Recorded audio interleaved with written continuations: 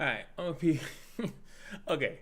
Honestly, honestly, okay. Honestly, I had a lot of jokes prepared, but I'm so tired. I'm so tired. I'm like, I don't even feel like joking about it. But to be completely honest here, it's silly. It is silly, and what am I talking about? So, Dislyte apparently changed their banner based on the community feedback, where they expressed the community expressed that we want, God damn it, we want a pity. Damn it, we want it and we want it now. We want a pity, and they said, you know what, fine.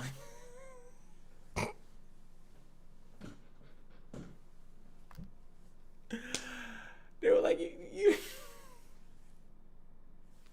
I'm sorry, man. I'm sorry. The reason why I'm laughing is because one, I always say like you never, not never, but normally don't give devs or anybody credit when they create a problem and then fix it. Uh, it's that's just so weird. Like they, if someone starts a fire and it burns, burns a little piece of the house. You know what I'm saying? And then they put it out. Do you really thank them? do you do you really thank them for it? Do you be like, oh, I'm so happy you fixed that. I'm so honestly, I just think that it's sad in a way because I think I outlined in the last video that speaking about the topic that it would be so much easier for them to kind of just do X, Y, and Z. Another really good suggestion that I got in my comment section was to do it as a fusion. Imagine if every event comes up and you confuse the characters, so you can either summon your life away. I said that you could summon and then you get points or something like that. But imagine if you can actually fuse the new character. That would have been a cool way to do it too. It would have been very free to play friendly, and you would have been like, and it doesn't have to be in it. And I actually try to limit it that you can only fuse within the time frame. So during the event, I think it's like 2 weeks. So only within 2 weeks can you actually fuse to get that character. I thought that would have been really interesting. It would have been very difficult for people to actually have to navigate that. But the solution that they came up with is pretty much, we're going to give you a pity, we're going to change or pretty much make the rates more transparent to you. And on top of that, what we're going to do is that we're going to actually give you a pity, but it's going to be insanely hard to reach. Pretty much everyone has mathed it out. I'm not going to sit here, it's like 850. It's obviously ridiculous. I think that I've been playing pretty much every day, to say the least. What am I? I'm doing a stage. Oh yeah, I can still back out. I'm just farming stuff. So I've been playing like every day. I've been doing every little thing that I could possibly do. I even have a lot of the things. I think from every summon that I did, like as far as like a 10 pull or something like that, I have recorded. I think I've only done 3, if I'm not mistaken. And it's a little disheartening. Records I have saved up, 9,000 gems. And honestly, it's just well, damn. It's like, even if this were to be like a every 2 month thing, I don't think that I would be able to make in a month. Let's say if they delayed it a month, right? I don't think that I would be able to get it in another month if they delayed this literally until what is that, July. Unit acquisition is the most important thing, I think, in a game. They're called hero collectors for a reason. And yes, the original version of Gacha, the little stupid machines, like it was completely random. There were no guarantees of anything like that. But when you put this in the practice of actual like marketing and stuff like that, it just doesn't make sense to make any gachas after someone bit the bullet and started to do pities. You just kind of open up that realm of like, well, why would I ever want to not have a pity in my gacha? A reasonable pity, I should say, a reasonable one. Just because it's just weird. It's kind of like once you get a haircut and then all the barbers, one barber decides to like actually, let's say, line up your beard or something like that, and then a couple other ones start to do it. Then if you ever go to one that just doesn't do it, it's gonna just feel weird. It's like, wait, why are you not doing that? Everyone else does that. Like every other game right now does that. I think not every other game, but like a lot of gachas have a guaranteed pity system that is usually specifically specified that if you were to just keep playing, by the next big banner you would have enough to summon on the banner to get the character. And it does sometimes come off as elitist, because sometimes it can get to that point where where the community is being greedy, right? That does happen. Like communities do get greedy. Sometimes they want too much, and then of course you could say that sometimes they are given too little, and the devs are screwing them over. I think this is just one of the scenarios where it's like no one's asking for the pity to be like 2 or something like that. I think even the current pity, which is like 119, I think would have been perfectly fine, because you can't even get 119, I think within like a month or so. And I'm talking about all the bells and whistles being gone, because right now I have a lot of the resources that you see on the screen are because of bells and whistles. What do I mean by bells and whistles? I'm talking about like a lot of these missions and these quests that you get. Like I actually don't even know the standard, and I used to do this in Exos where I actually would mathematically come up with how much resources you get on a regular basis by constantly doing the daily and weekly grinds, and then you would come up with a number of this is how many premium currency that I get, this is how many of this that I get, and you would then be like, okay, so reasonably, if you multiply the weekly by 4, you would know how much of whatever currency you get without any like event popping up, right? So I don't know what it is for this game. I have not done it. I'm not going to pretend that I did, but at the moment, I just don't feel that it's that high. It doesn't seem to be that high. I think this is a game in which they kind of want you to focus on utilizing the characters that you currently have, and they're not too much of a high focus on summoning a lot, and which would be fine. And I think that what is a game like Lord of Heroes, it would be fine with a game like that, because you can acquire the heroes by doing specific tasks. So then you can go get the heroes. So like the Ollie banner or the Ollie event would come up, and you'd have to do a bunch of weird stuff to get Ollie. So you wouldn't have to worry about summoning, and then you have a more higher focus on like gear and gear adjustments and stuff like that. You sacrifice one thing for another. So if you don't have a good gacha system, you have an ability to get things in another way. And I think the current way that they're doing things is just obviously it's not good.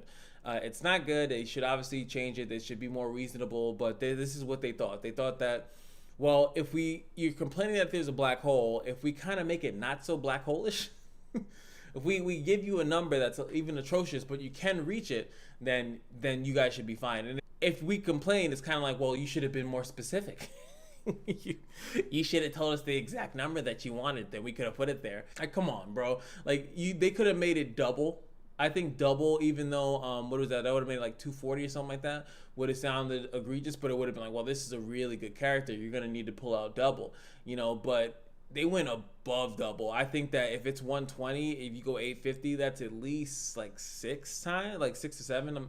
I'm just random guessing it, 6 or 7 times over what your normal pity is just to get one character. Is just nuts. I'll still summon. I'm still gonna try to summon for the character, obviously, because it's one, it's content. 2, I like the characters. I think that it's a shame that the game is making it hard to obtain the characters that they work so hard to get, because you would make that money anyway. This actually, what I was planning to do was to spend money. Yes, I was gonna break my free to play, and most people know I don't free to play. I'm free to play most games. I was going to not be free to play for this game, and I was going to spend money because I was really liking it. I really wanted to get Ollie if it was reasonable, but now there's no way in hell. there's just no way. There's no way. No way you're going to get me to spend money, because I would lose my house. And it was funny because someone in the comments was joking like, yo, if you lose your house because you're trying to get a character, you need help. But it's like, that's what they're kind of asking you to do. They're kind of, because you could say that you don't need the character. I had someone say that in my comments, you don't need the character. So since you don't need the character, you can do stuff with the 3 stars. And I said, that's a balance issue. That's not an hero acquisition issue. That's a balance issue. If the 3 stars are so good that you don't need the 4 and 5 stars, then that's also kind of bad.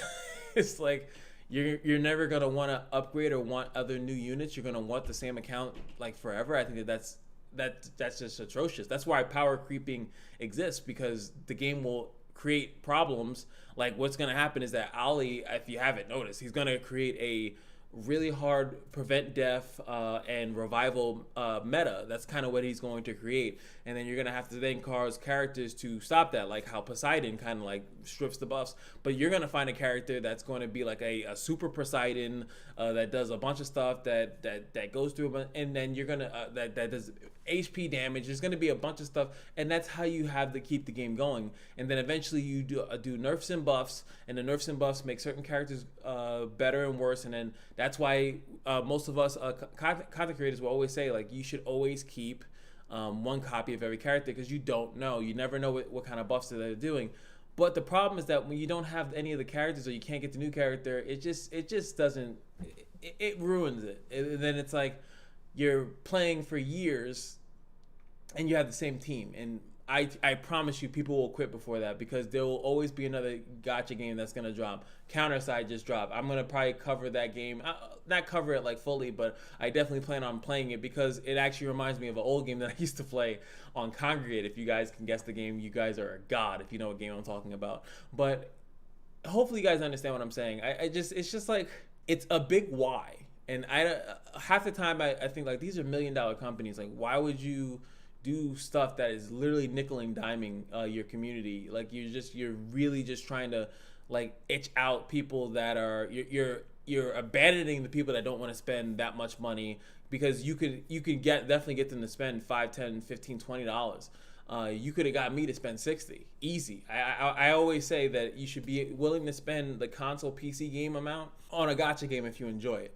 If they're being reasonable, if they're taking care of the game, you should always be willing to spend that, because that's how much a game costs in today's society. It's about $65. It's actually probably gonna go 70 or something like that.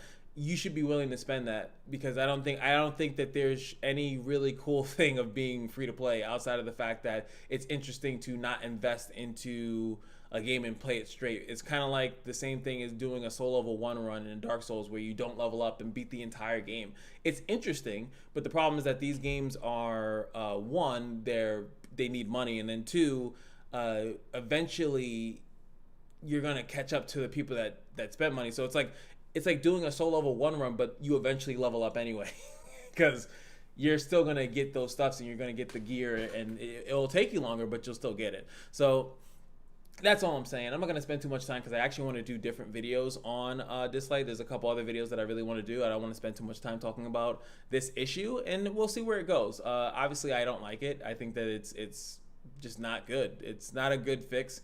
It's not a fix at all, honestly. It's just it's honestly, after doing stuff with the housing and like putting bids in for houses and stuff like that, it seems more like that. It's more testing the waters with the community.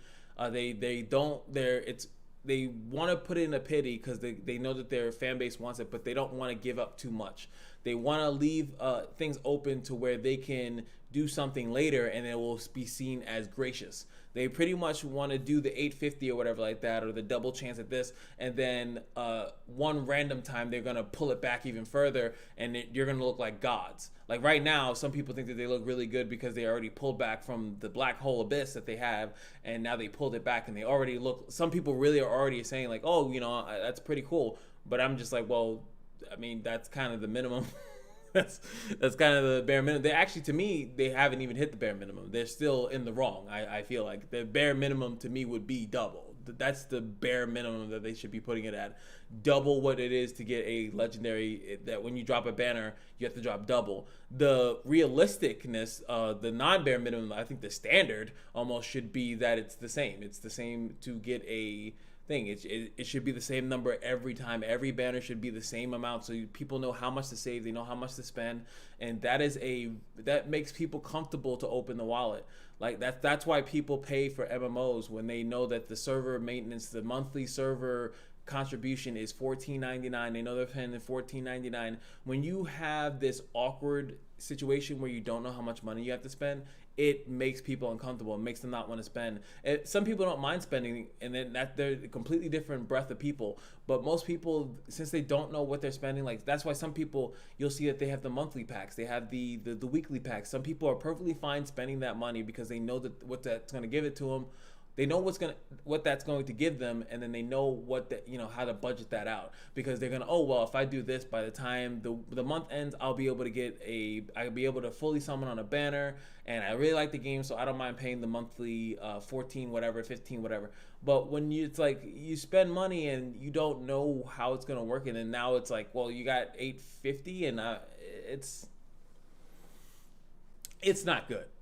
It's just not good, no matter which way you spin it. I don't think that you can reasonably spin it to say that what they just did was good. They're still in the wrong until they change it to be reasonable for people.